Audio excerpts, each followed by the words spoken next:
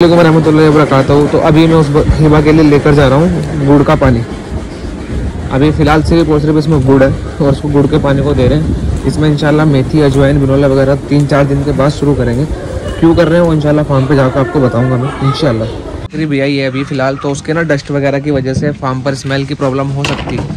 Smell की वजह से थोड़ा सा सोसाइटी भी डिस्टर्ब होगी और फिर हमारे बकरी भी डिस्टर्ब होंगे। तो इस वजह से मैं जा रहा हूँ अभी चूना लेने, और जहाँ जहाँ बकरी का रहेगी वहाँ पर हम चूने का छिड़काव करेंगे ताकि उसकी स्मेल कहीं दूसरे बकरों को या बाहर सोसाइटी में ना जाए। चूना वगैरह आ चुका है। हाँ, कोटा पकड़ ले तू। और ये बच्चों को भी बाहर निकालते हैं और इसको भी यहाँ से बाहर निकालते हैं और सफाई करते हैं। ये सुल्तान भाई हमारे इस तरह साइड में पूरे में डाल दें ताकि बकरी की स्मेल और इन्फेक्शन वगैरह कुछ भी यहाँ ना फैले। अभी ये हो जाएगा फिर बकरे अंदर आ जाएंगे। जो डले वाले ना इनको उसमें उठा के रख लिए। बड़े दुख के साथ एक चीज़ को अपडेट करना पड़ रहा है आप लोगों को। मैं ये चीज़ें करना तो नहीं चाहता था मगर अफसोस की करना पड़ रहा है। एक चीज़ मैं बता दूं आपको ना, कभी भी अपने नायाब जानवर शो मत करना, कभी भी। बहुत नुकसान हो सकता है। और जो मैंने कल दिखाई थी कि हिबा की डिलीवरी हो चुकी है माशाल्लाह और बिल्कुल हेल्दी थी, और आज वो नहीं रही। तो आज मेरा फार्म पर जाने का बिल्कुल भी मन नहीं है। बहुत कम ऐसा होता है कि मेरा फार्म पर जाने का मन नहीं होता। कल हमारे साथ एक ऐसी चीज़ हुई जिसके लिए हम बिल्कुल भी तैयार नहीं थे। सबसे पहले मैं आपको ये बता दूं कि वो बीमार नहीं थी, वो बिल्कुल हेल्दी थी। बच्चे भी माशाल्लाह पूरे हेल्दी थे, दूध बहुत अच्छा था, हर चीज़ में खाना पीना सब कुछ फिट एंड फाइन था।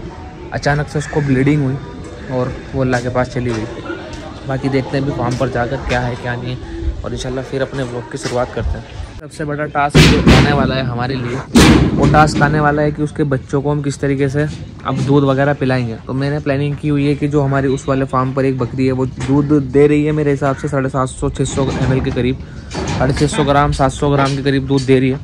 एक तो उस बकरी को हम अब दूध पे तैयारी पे लगाएंगे ताकि उस पर दूध अच्छा बने और ये बच्चे पल जाए। और दूसरी चीज़ है कि अब से भाई लोग हम कोई भी बकरा वगैरह हमारा शो नहीं करेंगे। अगर आप लोगों को व्लॉग्स अच्छे लगते हो देखना ठीक है, नहीं अच्छे लगते और आपको पसंद नहीं है, आपको बकरे ही देखने थे, तो आप किसी और का व्लॉग्स देख सकते हो, मुझे कोई दिक्कत नहीं है। क्योंकि मैं पहले से इन चीज़ों के लिए रेडी नहीं था, मगर काफ़ी सारे लोग जो कमेंट करते थे कि भाई बकरे भी दिखाया करो, बकरे भी दिखाया करो। देखो होता सब नसीब का है, ऐसा नहीं है कि अब मेरे दिखाने की वो बकरी गई है, लेकिन एक इंसान के दिल में डर रहता है। मैं शुरू से इन चीज़ों को लेकर बहुत डरता हूँ दिखाने से। जानवरों को शो ऑफ मैं करता ही नहीं हूँ जब तक जानवर हमारे फार्म पर रहता है। तो बस इतना है कि अगर आप लोग अंडरस्टैंड कर सकते हो उन चीज़ों को कि हाँ भाई ठीक है चलेगा, नहीं चलता। क्योंकि वो बकरी ऐसी थी, मैं आपको हकीकत बताऊँ तो मेरे बहुत दिल के करीब थी। जब मैं उसको ख़रीद कर लाया था ना, उसको लाने का मेन रीज़न ये था, वो हमारे यहाँ कम से कम 1.5 साल से थी बकरी ना, और उसके बच्चे अहबाब और एक बकरी है रिबा, वो भी उसी वाले फार्म पर है जो मैंने दिखाई थी, वो लाल सी बच्ची, ये उसी के बच्चे थे। और जब हम इसको खरीद कर लाए थे तो इसलिए लाए थे क्योंकि हमें ऐसा लगता था कि जिस लेवल के हम लोग बकरे पालते हैं उस लेवल की हमारे यहाँ बकरियाँ नहीं हैं। तो वो एक ही बकरी थी जो हमारे बकरों के लेवल को मैच करती थी माशाल्लाह। फुल गुलाबी बहुत प्यारी बकरी थी माशाल्लाह। और बिल्कुल भी हम इस चीज़ के लिए रेडी ही नहीं थे क्योंकि हमारे यहाँ बहुत खुशी का माहौल था कि यार हमारे यहाँ फार्म पर एक रौनक आने वाली है, फार्म पर बच्चे आएंगे ये वो। मगर देखो जो होता है, उस बकरी को लेकर मैं इसलिए ज़्यादा टेंशन में नहीं था क्योंकि वो नॉर्मल थी। उसका कोई ट्रीटमेंट इसलिए नहीं किया गया क्योंकि उसको कोई दिक्कत ही नहीं थी, वो बहुत नॉर्मल तरीके से बच्चे थी, बहुत आसानी से सब कुछ हो गया। और मैं अपने काम में हम लोग लग गए, हमें नहीं मालूम था। एकदम से वो खाना खा रही थी और खाते खाते उसको एकदम ब्लीडिंग स्टार्ट हुई और इतनी ब्लीडिंग हो गई कि उसके शरीर में जान ही नहीं बची। इमरजेंसी में हम लोगों ने उसको कैल्शियम वगैरह भी चढ़ाया, ड्रिप वगैरह दी, मगर वो कामयाब नहीं रही। उसको जाना था, वो चली गई। खैर अल्लाह सब्र दे और उससे भी इंशाल्लाह अच्छा ही अता करेगा। जिसको अल्लाह ने की चीज़ थी अल्लाह ने ले ली। मगर ये है कि इन सारी चीज़ों से मुझे सिर्फ एक चीज़ समझ में आती है कि नजर बद बहुत बुरी चीज़ होती है। और तो आई होप कि आप लोग समझ पाओगे कि हम जानवर क्यों नहीं दिखाते। अब से 3-5-6 लोग पहले मैंने एक चीज़ बोली थी, जब जिसमें एक भाई ने कमेंट की थी कि हम बहुत अच्छी नज़र से देखते हैं, हमारी नज़र तुम्हारी जैसी नहीं है माशाल्लाह बोलते हैं देखने से पहले। ऐसा कुछ बोला था, तब मैंने उस ब्लॉग में वाली कमेंट की थी, वो वीडियो में बताया था कि मैंने आज तक जितने जानवरों को शो किया है वो जानवर या तो मेरे पास नहीं रहा या ख़राब हो गया। हमारे फार्म पर ये पहली मोर्टेलिटी थी, तो बड़ा दुख हुआ। लेकिन खैर इंशाल्लाह देखते हैं। अभी टास्क है कि उसके बच्चे एक दिन के ही, तो उनको हम किस तरीके से, क्योंकि वो बच्चे जब मैं देखूँगा मुझे वो याद आएगी। तो खैर कोई नहीं, इंशाल्लाह अभी अपना ब्लॉग शूट करते हैं आज का। और आज ही 1-2 बकरियाँ इधर शिफ्ट करते हैं, देखते हैं अगर दूध की कोई बकरी इधर उधर से हमें मिलती है तो वो भी लेकर आएंगे इंशाल्लाह। और चलता रहता है फार्म्स पर ये सब चीज़ें, कोई इतनी बड़ी बात नहीं है। अल्लाह की चीज़ तो अल्लाह ने ले ली है, इन्नल्लाह मअ साबिरीन, बेशक अल्लाह सब्र करने वालों के साथ है। तो कोई भी भाई ज़्यादा इन चीज़ों को दिल पे ना ले, मगर हाँ ये कि आने वाले टाइम में व्लॉग्स में चीज़ें होगी कि हम लोग हमारे जानवर नहीं दिखाएंगे, बिल्कुल भी नहीं दिखाएंगे, कोई सा भी जानवर नहीं दिखाएंगे, 1-2 जानवर नहीं, कोई भी जानवर नहीं दिखाएंगे। अब से सिर्फ हम दिखेंगे, हमारा स्टाफ दिखेगा, दैट्स इट। बकरे नहीं दिखेंगे, बकरे एंड में ही दिखेंगे। आज से आप लोगों को पूरा का पूरा अधिकार है कि आप कमेंट्स में जो बोलना चाहो बोल सकते हो।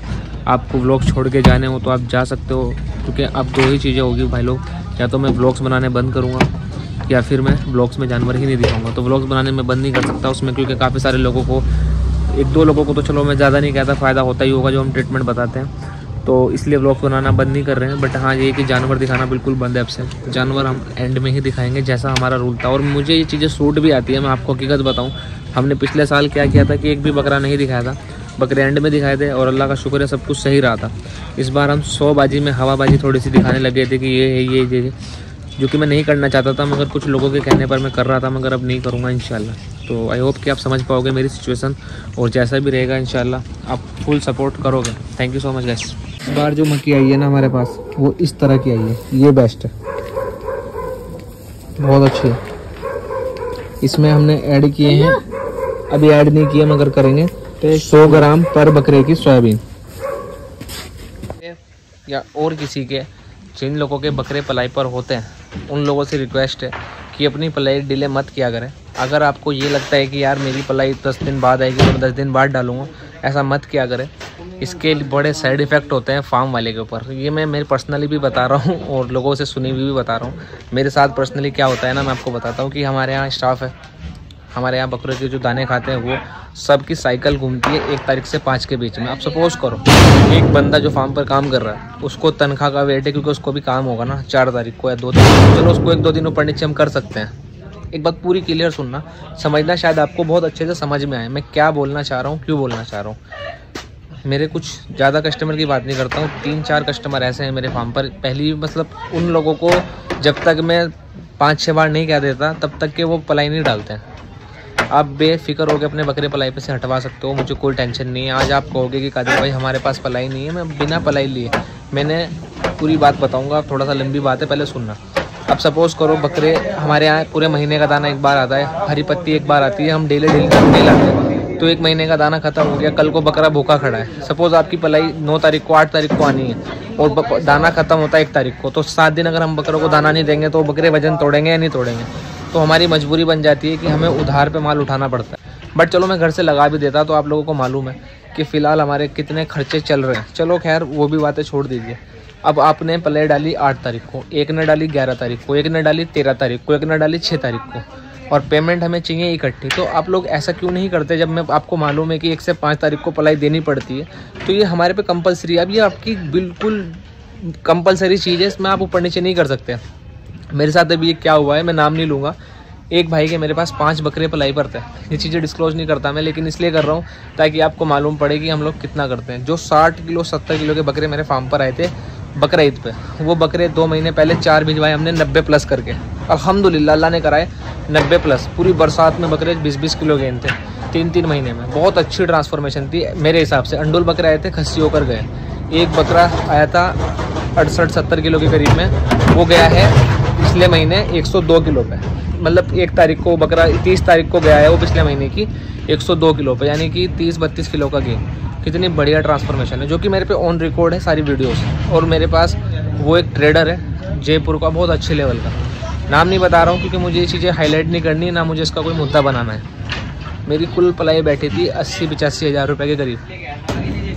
अभी हटवा देता हूँ, ठीक है।